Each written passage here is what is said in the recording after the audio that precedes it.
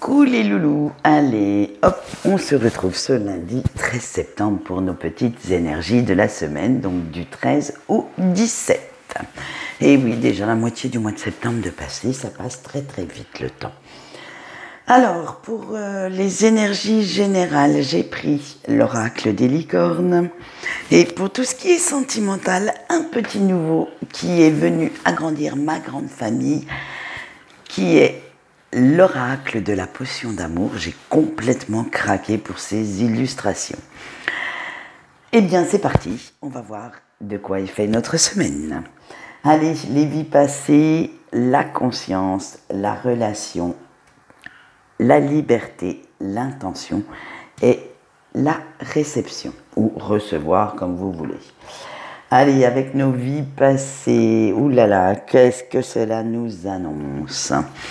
Vous allez guérir doucement mais sûrement de ces blessures qui vous encombraient et vous décidez enfin de tourner définitivement le dos à vos peurs, à vos doutes, à vos vieilles habitudes qui vous pourrissaient la vie quand même jusqu'à présent. Vous aviez tellement mal, tellement de peur, tellement de doutes que vous avez maintenant décidé de voir la vie autrement, d'essayer d'aller de l'avant malgré tout ça et d'essayer aussi que celle-ci ne s'impose plus dans votre vie pour ne plus vous mettre aucune limite. Allez, avec la conscience, vous avez envie de vous sentir bien maintenant, de vous sentir enfin vous-même, de vivre pleinement ce qui vous procure du plaisir, de la joie, du bonheur. Et vous avez en fait fini d'attendre l'approbation des autres, simplement pour qu'ils vous acceptent. Vous êtes vraiment dans un cycle. Je m'aime déjà, je fais ce qui est bien pour moi et ensuite je penserai à vous. C'est vraiment un retour à soi en ce moment, un retour vers ses propres valeurs, Alors attention, on a tous notre échelle de valeurs, comme je le dis tout le temps. Vous n'êtes pas obligé d'avoir celle de votre compagne ou de votre compagnon. Vous n'êtes pas obligé d'avoir celle de votre cercle amical ou familial. Bref, du moment que vous vous sentez bien. Bon, bien sûr, n'allez pas jouer le psychopathe ou le pervers narcissique à tout va, nous sommes d'accord, mais on a tous une certaine échelle de valeur qui n'est peut-être pas celle des personnes qui nous entourent. Donc maintenant, vous prenez conscience qu'il faut que, comme vous êtes un être unique, excusez-moi, d'être vraiment sur le chemin de votre propre vie et pas de celui des autres. Allez, avec la relation, et vous allez vous entourer un peu plus de personnes qui vous ressemblent, qui vous acceptent comme vous êtes, qui ont les mêmes valeurs que vous, et oui, et qui vous soutiennent, qui vous amènent du positif dans la vie. En fait, maintenant, les toxiques, les négatifs, vous n'en voulez plus. Vous vous en êtes débarrassé et vous ne souhaitez plus être tributaire de quelqu'un pour créer votre bonheur. Vous allez aller le chercher vous-même, ce qu'on voit tout de suite avec la liberté, parce que vous revendiquez votre liberté, votre indépendance d'agir, mais aussi votre indépendance de penser. Vous ne souhaitez plus qu'on vous impose des limites. Alors, j'ai un mot qui m'est arrivé quand j'ai vu cette carte, c'est les limites morales, entre guillemets. C'est-à-dire que vous ne vous fiez plus au regard des autres, vous n'attendez plus ni leur approbation, ni leur jugement. Vous vous en tamponnez complètement et vous commencez sérieusement à comprendre que leur avis vous importe peu. Que ce qui compte, c'est que vous soyez bien. Ce qui compte, c'est que vous soyez heureux ou heureuse. Et avec l'intention, on vous dit que ce qui compte également à l'heure actuelle, c'est aussi ce dont vous avez envie, excusez-moi, et ce que vous souhaitez vivre, ce que vous souhaitez créer dans votre vie. C'est vraiment, vous allez l'acclamer, le dire haut et fort, pour que cela soit bien entendu, que cela montre votre détermination, que vous êtes prêt à prendre des risques pour y arriver, pour concrétiser tous vos rêves. Bref, c'est vraiment, vraiment, je pense à moi. Bon, bien sûr, sans faire de mal à qui que ce soit, mais je veux me créer la vie dont j'ai envie. Et avec la carte recevoir, vous vous libérez enfin de toute la culpabilité vis-à-vis des autres, de ne pas être parfait ou parfaite, de ne pas rentrer dans le moule, d'être le petit... en fait, vous n'éprouvez plus aucune culpabilité de faire ce que vous faites, de ne plus être un petit mouton blanc, mais de devenir le petit mouton noir du troupeau. Vous êtes enfin prêt ou prête à être vous-même, à l'accepter et surtout à assumer tous vos choix, toutes vos décisions et vos actes. Vous êtes prêt à vous assumer vous-même et ça, franchement, je trouve que c'est un superbe tirage. Allez, eh bien, nous allons voir quel est l'ange qui nous accompagne cette semaine et on a eu une belle surprise. On aura l'archange Raphaël. Alors bien sûr, pour ceux qui ne le savent pas, Raphaël est l'archange qui symbolise la guérison. Alors qu'elle soit physique ou psychique, comme vous le souhaitez, hein, il vous permet quand même d'apaiser et d'atténuer vos douleurs, votre souffrance, en vous envoyant des ondes positives. Allez, nous allons voir, donc priez-le si vous voulez encore guérir de certaines blessures, comme on l'a vu dans la première carte, de certaines blessures antérieures. Raphaël y répondra favorablement. Allez, nous avons eu la carte du pan pour son message et Raphaël vous dit pour cette semaine, reste intègre et loyal envers tes valeurs, quoi qu'il arrive, ce sont là les deux clés de ton élévation. Eh bien écoutez, un très très beau message et je vous le souhaite. Bien, et si maintenant on passait au sentimental avec notre petit nouveau qui, vous allez voir, est tout bonnement superbe. Allez, vous avez pour les couples en premier l'enchanteresse, la mandragore, le printemps, la potion de vérité et l'hiver. Allez, ça annonce du bon là. Allez, les chamailleries de ce week-end sont presque oubliées, hein, ne sont plus qu'un mauvais souvenir. Hein, et la douceur et la tendresse, la compréhension sont revenus dans votre foyer, dans votre couple et vis-à-vis de votre hôte. Ça y est, vous vous êtes bien expliqué, vous avez posé sur la table un peu tous les fardeaux qui vous encombraient, tout ce que vous deviez dire, ce que vous avez gardé en vous pour ne pas blesser votre autre. Et maintenant, eh bien voilà, tout ça est du passé et vous passez à autre chose pour cette semaine parce que ça va continuer avec notre petite mandragore.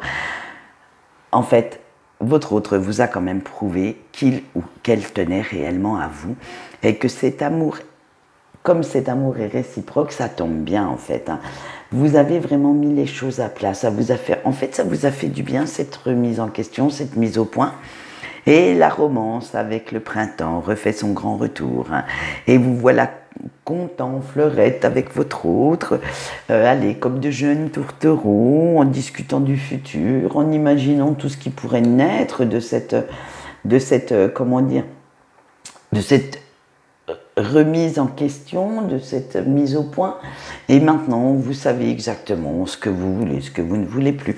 Bref, ça va être la potion de vérité derrière et vous avez su crever l'abcès et dire ce qui n'allait pas, mettre les choses à plat également pour pouvoir avancer, mais avancer ensemble. En même temps que vous avancez, ça fait avancer votre relation, votre couple, votre autre et vous vous dites, allez, maintenant, hop, on a mis le point sur ce qu'il fallait dire et il est temps, parce que votre autre aussi a eu des reproches à vous faire, hein. Vous n'êtes absolument pas parfait ni parfaite. Hein.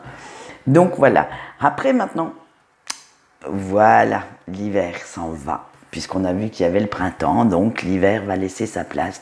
Donc fini les reproches et la soupe à la grimace, il est temps maintenant de sortir un petit peu de votre bulle et de voir le monde, de sortir de votre hibernation, de prendre en compte les besoins et les envies aussi de votre autre et pas seulement les vôtres, de faire en fait un couple réellement à deux et pas seulement chacun de son côté. Allez, voilà, de belles énergies pour cette semaine, je pense. Allez, nous passons aux célibataires. Et les célibataires, vous avez la belladone, le corbeau, le chat noir, le miroir et Ondine. Allez, avec notre belladone, l'addiction à la séduction, aux relations éphémères, j'allais dire même à la perversion pour certains, vous tue comme un petit poison, hein, et ce poison toxique qui se distille quand même doucement dans votre cœur, vous ronge de l'intérieur. Vous avez du mal en fait, vous aimiez en fait cette vie de célibataire, de patachon, vous en voyez, quand vous êtes devenu célibataire pour X raisons, hein, vous n'avez vu en fait que les avantages. Mais les inconvénients, il y en a également. Il y a que vous passez les week-ends tout seul, que vos amis en couple, eux, ont une famille, ont un compagnon, une compagne. Et vous vous retrouvez tout seul devant Netflix à bouffer votre glace sur le canapé. Hein, une Häagen-Dazs, il n'y a rien de mieux. Et vous remontez le moral ainsi. Alors, de temps en temps, le petit coup de déprime peut arriver. Et maintenant, vous vous dites, bon, c'était bien les relations éphémères, mais qui je souhaite avoir à mes côtés pour suivre le cours de ma vie sentimentale, pour me soutenir en cas de pépin. Ce n'est pas une personne que j'aurais rencontrée un soir, avec qui j'aurais eu des désirs physiques, qui sera là pour me soutenir. À la limite, elle vous soutirera un petit peu d'argent, ouais, certainement, un petit peu d'attention, un petit peu de tendresse, mais elle ne sera pas là pour vous épauler, vous conseiller, vous soutenir. Donc voilà, tout ça, ça cogite, hein, sec dans votre cerveau. Hein. Allez, on voit avec le corbeau maintenant, et vous essayez de prendre quand même pas mal de recul face aux décisions que vous avez prises dernièrement. Et oui, vous allez revenir un petit peu en arrière, je pense, hein, parce que vous ne savez plus quoi faire. Si vous montrez vos failles, si en fait vous montrez à votre entourage que cette vie de célibataire en fait ne vous convient plus, eh bien vous avez peur qu'on se moque de vous, vous avez peur que, voilà, et c'est là que je vais en venir avec mon chat noir, vous avez l'impression d'être pris pour un ou une idiote, un incompris ou une incomprise, et même vous ne comprenez pas cette attitude parce que vous la vouliez, cette vie de célibataire, vous en aviez vraiment envie. Mais en fait, elle ne vous apporte rien de ce que vous souhaitiez. Ah si, au début, alors là, ça a été, comme on l'a vu dans les semaines précédentes, si vous avez été forniqué à droite, à gauche, ça, il n'y a pas eu de problème. Mais maintenant, ce n'est plus ça que vous souhaitez. Et d'ici que je vous retrouve dans quelques temps dans les couples, il n'y a pas long. Allez, avec le miroir, et vous réalisez que vous vous étiez fait en fait pas mal d'illusions sur cette vie de célib, qu'elle ne vous apporte absolument pas la sérénité, pas la sécurité que vous vouliez, mais en fait qu'elle vous renvoie l'image d'une personne seule, désœuvrée, un peu, en fait qu'elle renvoie une mauvaise image de vous, même à vous-même. Hein. Vous faites du mal vous-même en fait, parce que comme vous ne voulez pas reconnaître vos erreurs, comme vous êtes un petit peu avec le miroir dans l'ego, dans la fierté, eh bien vous vous dites, tant pis. Tant pis, je l'ai tellement voulu, cette vie de célib, j'ai fait des erreurs pour en arriver là, eh bien tant pis, je ne les reconnaîtrai pas, parce que malgré tout, vous allez voir, avec Ondine, vous savez que pour retrouver votre sérénité, il faudrait déjà être un petit peu plus honnête envers vous-même, avant d'être honnête avec votre entourage. Hein. Soyez déjà honnête avec vous-même, ça serait déjà pas mal. Il faudrait également vous poser les bonnes questions et retrouver certaines de vos valeurs perdues. Retrouver, grâce à ces valeurs, votre joie de vivre. Faire en sorte une très grande introspection qui puisse vous dire, eh bien voilà, tu t'es trompé sur telle route, mais tu peux rectifier le tir. Et là, il faut savoir mettre sa fierté de côté, ce n'est pas donné à tout le monde. Allez, on va finir avec nos breaks pour cette semaine. Et les breaks, vous avez eu le sabbat, le miel, la menthe, l'armoise et le vin. Eh ben, dites donc, nostalgie, continue, tiens. Allez, avec le sabbat, ce sera souvenir, hein, cette semaine. Ça sera pas mal de nostalgie dans votre petit cœur, dans votre petite tête. Et vous pensez beaucoup à la personne de votre cœur, du moins surtout à ce qui se passait sous la couette en fait. Hein. Et vous réalisez que cette personne vous satisfaisait pleinement, qu'elle était toujours là pour vous apporter tout ce qu'il fallait. En fait, c'était, je n'aime pas ce terme de personne idéale, mais c'était la personne idéale pour vous, pour comment on va dire, pour combler vos désirs, vos plaisirs. Et c'était vraiment quelqu'un avec qui vous étiez très très bien.